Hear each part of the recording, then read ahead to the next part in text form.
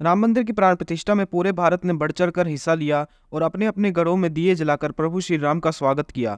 लेकिन इसी बीच लोगों का एक समूह राम मंदिर को वेस्ट ऑफ मनी और वहां पर मंदिर की जगह हॉस्पिटल या स्कूल बनाने जैसी बातें कर रहा था। मेरा स्टैंड है कि राम मंदिर और मस्जिद दोनों वालों से पूछ लो, और अगर दोनों की सहमति हो तो वहाँ एक अच्छी यूनिवर्सिटी बनवा दो। बीमार पड़ोगे अस्पताल जाओगे कि मंदिर जाओगे? भूख लगेगा तो मंदिर जाइएगा।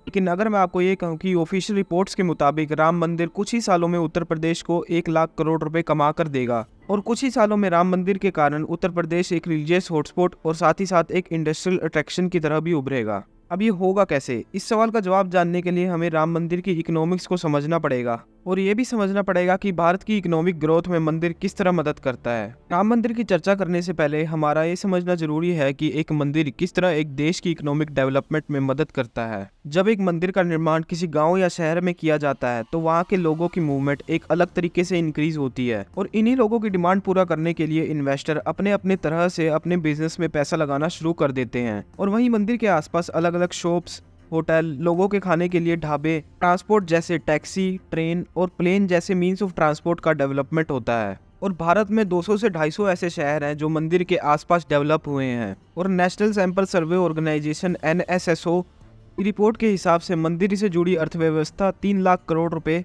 की है और देश की GDP में इसका योगदान 3.2% है। और ऐसे ही देश में कुछ ऐसे बड़े मंदिर हैं जिनकी सालाना आय 2000 से 3000 करोड़ रुपए है।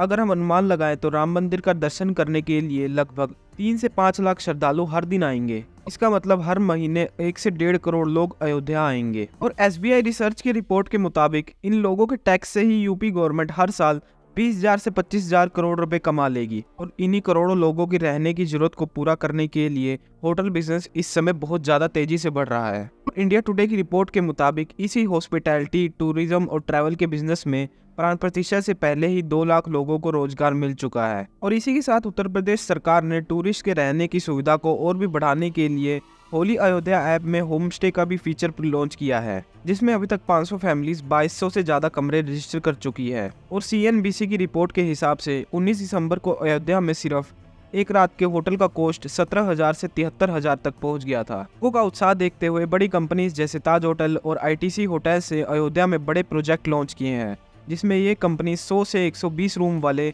होटल बना रहे हैं। और इसमें टाटा ग्रुप भी पीछे नहीं है, उन्होंने भी यहाँ 2 बड़े प्रोजेक्ट लॉन्च किए हैं। और ओयो के फाउंडर रितेश अग्रवाल ने भी अयोध्या में अपने बिजनेस एक्सपेंड करने की बात कही है। और अब सिर्फ होटल बिजनेस में पैसे लगाने से तो काम नहीं चलेगा, इसलिए गवर्नमेंट ने एक मास्टर प्लान लॉन्च किया है जिसमें 2031 तक अयोध्या को रीडेवलप करने के लिए और इंफ्रास्ट्रक्चरल प्रोजेक्ट लॉन्च करने के लिए 85,000 करोड़ रुपए इन्वेस्ट किए जा रहे हैं, जो कि बढ़ते टूरिज्म की डिमांड को पूरी करने में मदद करेगा। इसके साथ ट्रांसपोर्ट डेवलपमेंट भी अयोध्या में बहुत तेजी पकड़ रहा है। प्रधानमंत्री मोदी जी ने 1400 करोड़ के अयोध्या एयरपोर्ट का इनॉग्रेशन किया, जिसे 2 साल से भी कम समय में पूरा कर दिया जाएगा। और इसी के साथ रेलवे सिस्टम को भी बेहतर करने का वादा किया गया है, जिसमें 250 करोड़ की लागत से बना अयोध्या का अयोध्या धाम रेलवे स्टेशन बनाया जा रहा है। और भक्तों को अच्छी बस सुविधा देने के लिए अयोध्या से 7 किलोमीटर दूर 219 करोड़ का बस स्टैंड बनाया जा रहा है। अयोध्या में टूरिज्म के साथ साथ रियल एस्टेट को भी बहुत ज्यादा बूस्ट मिला है। अयोध्या में प्रॉपर्टी के प्राइसेस बहुत तेजी से बढ़ रहे हैं,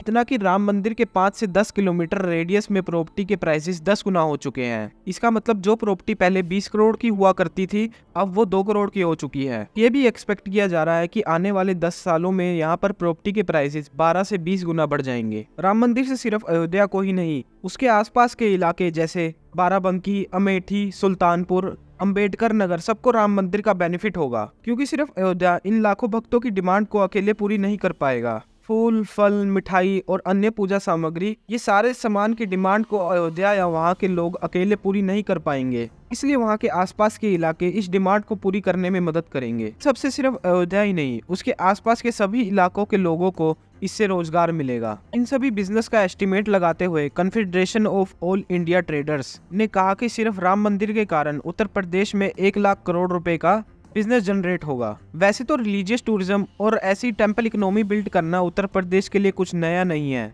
दिसंबर 2021 में सेंट्रल गवर्नमेंट द्वारा लॉन्च किए गए Kashi Vishwanath corridor renovation project के कारण आज काशी विश्वनाथ टेम्पल में 100 करोड़ रुपए का रिवेन्यू जनरेट हो रहा है, जो कि पहले से 5 गुना है। प्रधानमंत्री मोदी जी ने खुद कहा है कि रिनोवेशन प्रोजेक्ट से पहले सिर्फ 80 लाख टूरिस्ट टेम्पल विजिट करने आते थे, लेकिन कॉरिडोर कंप्लीट होने के बाद केवल एक साल में 7 करोड़ टूरिस्ट ने टेंपल विजिट किया। जी न्यूज की रिपोर्ट से पता चलता है कि इस कॉरिडोर के कारण बनारस में टूरिज्म 5 गुना बढ़ चुका है। और तो और कॉरिडोर बनने के बाद वहां आने वाले लोगों की संख्या इंडिया के टॉप टूरिस्ट डेस्टिनेशन गोवा से भी 8 गुना बढ़ चुकी है। हाँ, 2022 में गोवा जाने वाले लोगों की संख्या 85 लाख थी, वहीं उसी साल वाराणसी विजिट करने वाले लोगों की संख्या 7.2 करोड़ थी। आप इससे अंदाजा लगा सकते हैं कि इस एक रिनोवेशन प्रोजेक्ट के कारण वहाँ की इकोनॉमी को कितना फायदा हुआ होगा। ये सभी टेंपल लोकल इकोनॉमी को अच्छा खासा बूस्ट देते हैं, जिससे वहाँ के लोगों के साथ साथ पूरे स्टेट का फायदा होता है। इसी डेवलपमेंट और बेटर होते इंफ्रास्ट्रक्चर के कारण उत्तर प्रदेश को 2023 में 40 लाख करोड़ तक के इन्वेस्टमेंट प्रपोजल मिल चुके हैं,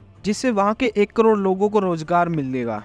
अब आपको इस वीडियो से समझ आ गया होगा कि एक मंदिर के कारण पूरे स्टेट और पूरे देश को किस तरह फायदा होगा। और रहा मंदिर की जगह हॉस्पिटल या स्कूल बनाने का सवाल, तो ये बिल्कुल बेसलेस क्वेश्चन है। पॉलिटिशियन ऐसे सवाल सिर्फ अपने पॉलिटिकल बेनिफिट के लिए करते हैं, बिना किसी दूसरे की आस्था और विश्वास को ध्यान में रखते हुए। और जाते जाते आपको एक प्यार भरा जय श्री राम।